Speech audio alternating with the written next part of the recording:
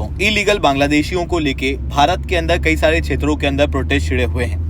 इस बीच में अरुणाचल प्रदेश की ट्राइबल आर्मी के द्वारा भी यहाँ पर ऑफिशियल स्टेटमेंट रिलीज किए गए हैं, जिसके अंदर इन्होंने कहा है कि मोहम्मद यूनुस और रोहिंग्या मुस्लिम्स को भारत के अंदर आने से रोका जाए और अरुणाचल प्रदेश की तरफ आंख उठा के किसी और देश के द्वारा ना देखा जाए। इसी बीच में सिक्किम के अंदर भी सिमिलर प्रोटेस्ट होते हुए दिखाई दे रहे हैं। दोस्तों, अधिकतर ये बात आती हुई दिखाई देती है कि इलीगल बांग्लादेशी का एक्चुअल में इशू है क्या। इस इशू को क्या रिलीजियस इशू कंसीडर किया जाना चाहिए या ये एक नेशनल सिक्योरिटी का बड़ा इशू है। हर एक चीज को मैं शुभेंदु चौहान डिटेल में आप लोगों के साथ में चर्चा करूंगा, बट उसके पहले आप लोग मेरे साथ में SRC10 टेलीग्राम ग्रुप के ऊपर जुड़ सकते हो। मेरे क्लास की अपडेट, PPT, PDF सब कुछ आपको यहाँ पे मिल जाएगी। UPSC CSE की तैयारी करना है, इंडिया के टॉप एजुकेटर से ऑफलाइन क्लासेस के अंदर पढ़ना है, आप लोगों के पास में अच्छा मौका है। अनअकैडमी अब केवल ऑनलाइन ही रहा है, अनअकैडमी अब ऑफलाइन भी आ चुका है। जुड़ना चाहते हो तो इस नंबर पर कॉन्टैक्ट कर सकते हो। इसके अलावा मंथली करंट अफेयर्स की मैगजीन, प्रीवियस ईयर के क्वेश्चन, प्रीलिम्स के मॉक टेस्ट, NCERT के नोट्स की समरी, इंडिया ईयर बुक की summary free of cost download करना है। मैंने डिस्क्रिप्शन के अंदर एक लिंक दी हुई है, वहां से आप लोग डाउनलोड कर सकते हो। चलिए दोस्तों, समझने का प्रयास करते हैं यहाँ पे क्या हुआ है। देखो, भारत से और यहाँ पर आपको देखने को मिलेगा ये इंडिया है और इधर है बांग्लादेश। बांग्लादेश से कई सारे लोग भारत की तरफ सालों से इलीगल रूप से पलायन करते आए हैं और ये अलग अलग वेव में होता आया है। सबसे शुरुआत में 1971 के अंदर जब ईस्ट पाकिस्तान के अंदर बंगाली स्पीकिंग लोगों के खिलाफ पूरी तरीके से नरसंहार हुआ, उस समय पर कई सारे लोग भारत की तरफ पलायन किए थे। ऐसी कंडीशन में कई सारे लोग जब बांग्लादेश में इनस्टेबिलिटी होती है तो वो इंडिया के अंदर एक अच्छे जीवन की तलाश में आ जाते हैं। अब ये जो इशू है, क्या ये रिलीजियस इशू है या ये एक नेशनल इशू है? देखो दोस्तों, एक बात बहुत साफ है कि किसी भी राज्य के पास में जो रिसोर्सेज होते हैं वो काफ़ी ज़्यादा लिमिटेड होते हैं। इंडिया के केस में भी सेम है, हमारे पास में रिसोर्सेज काफ़ी लिमिटेड है। और जब मैं भारत के लोगों की बात करूं तो जो बेसिक सर्विसेज हैं वो काफ़ी कम आपको देखने को मिलेगी। जैसे भारत के अंदर 24% आबादी ऐसी है जिसके पास में पीने के लिए सेफ पानी नहीं है। वहीं अगर मैं सेफ्टी सैनिटेशन की बात करूं तो सैनिटेशन 37% आबादी के पास में नहीं है। लगभग 74% आबादी ऐसी है जो हेल्दी फूड अफोर्ड नहीं कर सकती। मैं यहाँ पर खाने की बात नहीं कर रहा, खाना लगभग हर व्यक्ति के पास पहुँच जाता है, पर हेल्दी फूड भारत के अंदर लोगों के पास में नहीं है, जिसकी वजह से भारत के अंदर जो माल नरिश्ड कम्युनिटी है वो काफ़ी ज़्यादा देखने को मिलेगी। इवन अनीमिया भारत के अंदर लगभग 50% से ज़्यादा महिलाओं के अंदर NFHS की रिपोर्ट के अनुसार देखने को मिलेगा। बिजली जैसी साधारण सुविधा भी आपको देखने को मिलेगी कि 7 से 8 मिलियन लोगों के में नहीं है। और अगर ये सारी बेसिक सर्विसेज की मैं आपसे बात करूं ना, तो ये वो बातें हैं, ये वो सर्विसेज हैं जो शायद 90s के अंदर किसी देश के लिए इंपॉर्टेंट हुआ करती थी। आज के समय पे जब मैं इंटरनेट की बात करता हूं और जो मॉडर्न समय पे और ज्यादा बेसिक सर्विसेज की बात करता हूं तो वो भारत के अंदर और भी कम है। ऐसी कंडीशन में आपको क्या लगता है कि भारत के रिसोर्सेज कहाँ यूज होने चाहिए? क्या वो इंडिया के अंदर इंडिया के लोगों के लिए यूज होने चाहिए या फिर इलीगल लोगों के लिए? ये मेरे शब्द नहीं है, बेसिकली ये सुप्रीम कोर्ट ने ही रिसेंटली कहा था कि आपको क्या लगता है, हमें रेड कारपेट बिछा देना चाहिए इस तरीके के इलीगल माइग्रेंट्स को लेके।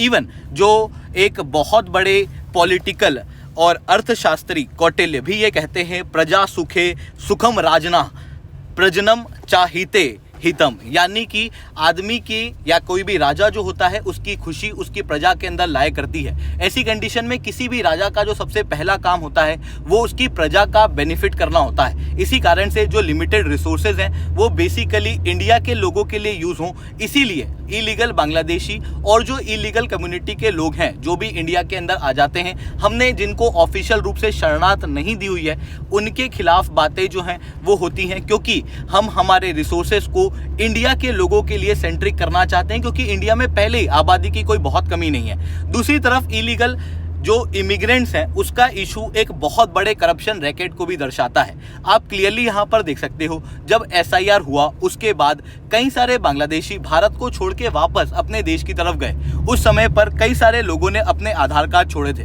दोस्तों, आप सब लोग जानते हो भारत के अंदर अगर आप एक नॉर्मल नागरिक हो और अगर आपको अपने आधार कार्ड में छोटा भी चेंज कराना हो तो आपको जमाने भर के ऑफिस घूमने पड़ेंगे। वहीं दूसरी तरफ इलीगल बांग्लादेशियों के लिए आधार कार्ड बन पा रहे हैं। ये क्लियरली भारत के अंदर जो आधिकारिक रूप से करप्शन है ना, उस बात को भी दर्शाता है कि किस तरीके से कुछ पैसे देने के बाद आदमी के लिए फेक आधार कार्ड भी तैयार कर दिए जाते हैं और इन्हीं आधार कार्ड और वोटर आईडी के जरिए कई सारी स्कीमों का बेनिफिट भी लोगों के पास में प्राप्त होता है। हालांकि ये सारी चीज़ें तो काफ़ी सोशल और इकोनॉमिक रूप से होती हैं। एक पल के लिए अगर हम यहाँ पर चीज़ों को कंसिडर भी कर लें तो वहीं दूसरी तरफ एक और बड़ा खतरा इलीगल बांग्लादेशियों की वजह से इंडिया के अंदर देखने को मिलता है, वो है एक्सट्रीमिज्म और आतंकवाद का। ये शब्द मेरे नहीं है, बेसिकली इंटेलिजेंस ब्यूरो की ही रिपोर्ट ये बताती है कि रोहिंग्या मुस्लिम्स के वजह से भारत के अंदर ISI के इन्फिल्ट्रेशन का खतरा है।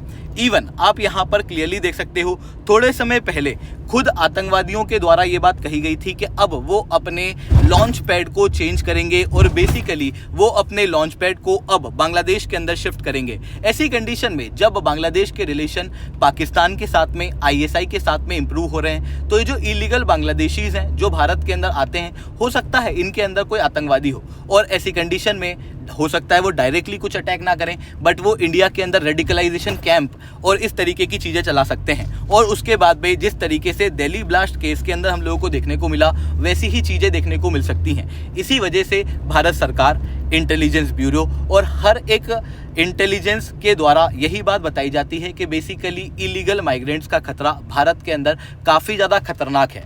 मैं ये नहीं कह रहा कि हम लोग किसी को शरणार्थ नहीं दें, बट जो आधिकारिक रूप से, ऑफिशियल रूप से, प्रॉपर इंटेलिजेंस की जांच के बाद जिन लोगों को भारत के अंदर शरणार्थ दी जाती है, फॉर एग्जाम्पल हमने चकमा हजोंग को दी है, इवन कई सारे बांग्लादेशी जो भारत के अंदर 24 मार्च के पहले 1971 के पहले आए हुए हैं, उनको भी हम लोगों ने शरणार्थ भारत के अंदर दी हुई है, उनको भी भारत के अंदर हम लोगों ने अधिकार दिए हुए हैं। बट उसके बाद जो इलीगल तरीके से भारत के अंदर आते हैं, ऐसी कंडीशन में सिक्योरिटी का खतरा काफ़ी ज़्यादा बढ़ जाता है। और देखो दोस्तों, हम लोग एक लोकतंत्र के अंदर रहते हैं, यानी कि डेमोक्रेसी, और democracy is nothing but a demography, यानी कि अगर किसी भी एरिया में डेमोग्राफी चेंज होती है तो ऐसी कंडीशन में सीधी सी चीज़ है, जो डिमांड है लोगों की वो बदलेगी। डिमांड के बदलने पे लीडर की जो ओवरऑल पॉलिसीज़ हैं उनके ऊपर भी इन्फ्लुएंस होता हुआ दिखाई देता है।